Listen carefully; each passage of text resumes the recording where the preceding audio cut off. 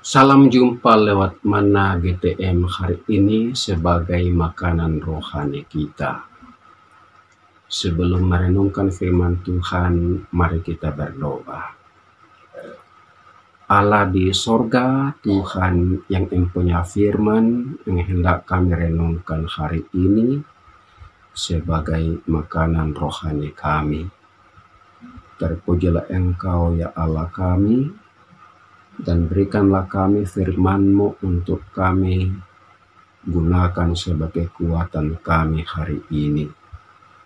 Berbicaralah Tuhan, kami datang dalam nama Yesus Kristus. Amin. Bagian Alkitab yang hendak kita renungkan hari ini dari Hakim-Hakim pasal 1 ayat 1. Firman Tuhan, sesudah Yosua mati, orang Israel bertanya kepada Tuhan, siapakah daripada kami yang harus lebih dahulu maju menghadapi orang Kanaan untuk berperang melawan mereka? Amin. Dari bacaan ini saya berikan judul tuntutan untuk hidup mandiri.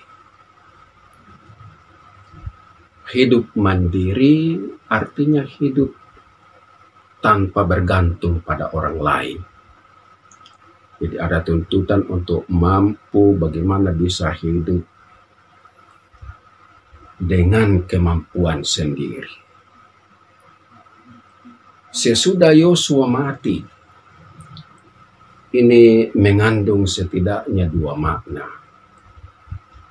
Artinya bahwa pada waktu Yosua mati, mereka sudah kehilangan pemimpin. Selama ini mereka dipimpin oleh Musa, dan sesudah itu memasuki negeri Kanaan dipimpin oleh Yosua. Tetapi sesudah Yosua mati, tidak ada lagi pemimpin secara keseluruhan untuk orang Israel. Dan oleh karena itu, ini sebuah periode memasuki yang disebut zaman hakim-hakim. Zaman itu menurut satu versi berlangsung selama 325 tahun, yaitu dari tahun 1375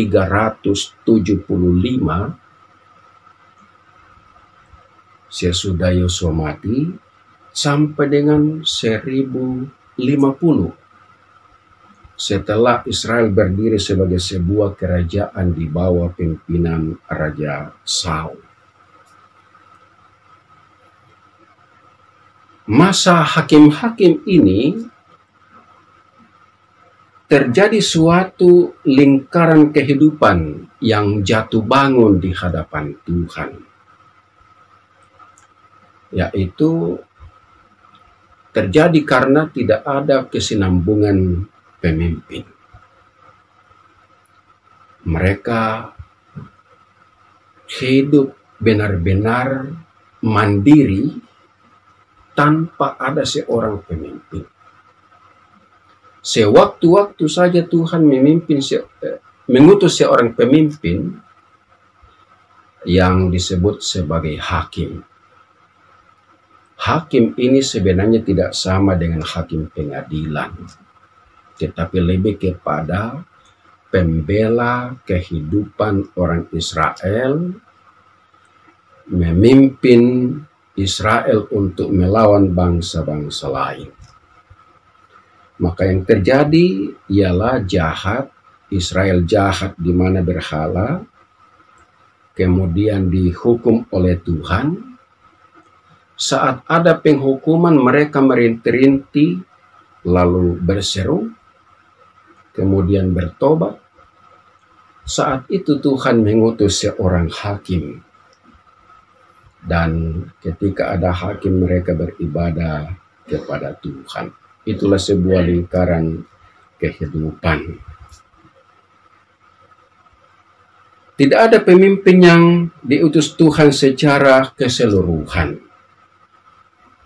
Dan yang kedua, hal itu menuntut kemampuan untuk hidup di daerah baru tanpa pemimpin. Mereka harus mampu menghadapi musuh, yaitu orang Kanaan. Karena itu bertanya, siapakah di antara kami yang lebih dahulu harus maju? Pertanyaan itu terjadi karena tidak ada lagi yang akan mengarahkan mereka secara keseluruhan. Dan Tuhan katakan, ya masing-masing akan secara mandiri, suku demi suku, bahkan keluarga demi keluarga akan menghadapi musuh tanpa bergantung pada seorang pemimpin. Sementara itu, mereka juga harus bercocok tanam di daerah baru. Selama ini mereka hidup sebagai bangsa yang berpindah-pindah, disebut nomaden. Tapi sekarang mereka harus tinggal bercocok tanam di daerah baru untuk bisa hidup. Nah, saudara-saudara, pada masa pandemi ini, pandemi COVID-19, nampaknya Tuhan menguji kita sama seperti orang Israel dulu. Mampukah kita sebagai umat Kristen hidup beriman sebagai umat Allah tanpa bergantung pada pemimpin-pemimpin rohani? Inilah yang dituntut daripada kita. Bagaimana hidup sebagai keluarga-keluarga umat Allah atau keluarga Kristen.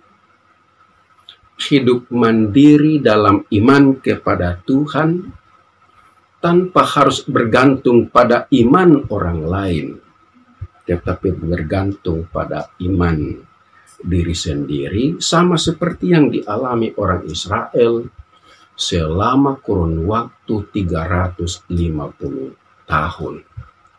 Hal itu dipakai Tuhan untuk menguji bagaimana umatnya bisa hidup mandiri di hadapan Tuhan sebagai umat tanpa bergantung pada seorang pemimpin.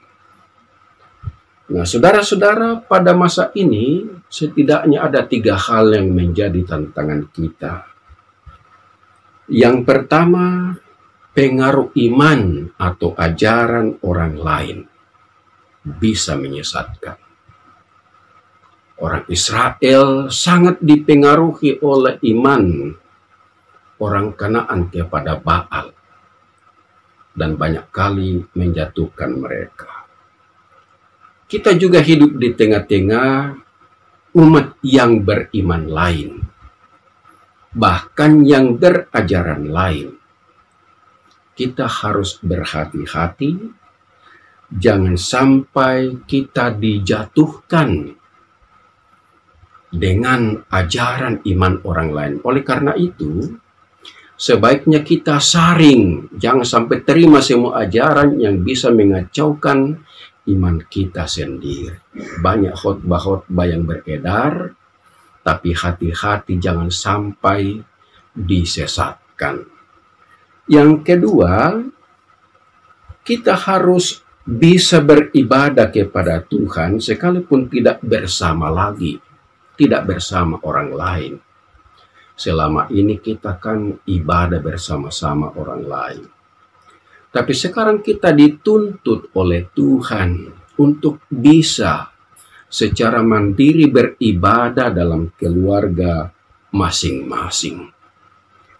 Oleh karena itu, kalau bisa, Manna GTM Klasis Makassar menjadi ibadah harian keluarga untuk tetap mengajak seluruh anggota keluarga untuk beribadah kepada Tuhan. Bisa jadi karena masa pandemi ini ada orang mengabaikan ibadah. Inilah tantangan kita sekarang. Kita dituntut untuk mandiri beribadah. Jadi selain ibadah hari Minggu yang kita lakukan di rumah dengan cara masing-masing, perlu ada ibadah harian untuk menguatkan iman anggota keluarga. Ya, ini yang saya katakan Manna GTM menjadi salah satu pilihan untuk bisa setiap hari ada ibadah. Sehingga kita tidak lalai beribadah kepada Tuhan di tengah pandemi. Yang ketiga, kita harus berusaha untuk tetap mendapat pekerjaan. Orang Israel itu harus bekerja untuk bisa hidup di negeri Kanaan. Dan tentu kita tahu bahwa ada banyak saudara-saudara kita kehilangan pekerjaan. Tetapi ini tuntutan, apakah dengan hilangnya pekerjaan lalu kita lipat tangan? Kita dituntut untuk berjuang agar bisa makan. Jangan tinggal diam. Kalau kehilangan pekerjaan, cari pekerjaan yang baru untuk menunjang kehidupan. Inilah yang dituntut Tuhan, bagaimana supaya kita tidak hidup bergantung pada pemberian orang, pemberian pemerintah atau pihak lain, tetapi semuanya bisa hidup mandiri dengan upaya-upaya dan dengan kekuatan yang diberikan oleh Tuhan, sehingga akhirnya nanti di dalam kehidupan orang sebut new normal, kita tidak bergantung, tetapi malah bisa berbagi berkat dengan yang lain. Tuhan akan menolong kita, sehingga benar-benar kita hidup mandiri sebagai umat Allah, yang tidak dipengaruhi iman lain, yang rajin beribadah, dan bekerja untuk beroleh berkat, dan berbagi berkat terhadap sesama. Tuhan memberkati firman-Nya bagi kehidupan kita. Ya, sebagai doa terakhir kita akan menyanyi bersama Sabdamu Kidung Jemaat 50, Sabdamu Abadi Sulu Langkah Kami. Sabdamu abadi sulu langkah kami, yang mengikutinya hidup sukacita. Amin. Selamat, sampai jumpa lagi. Tuhan memberkati.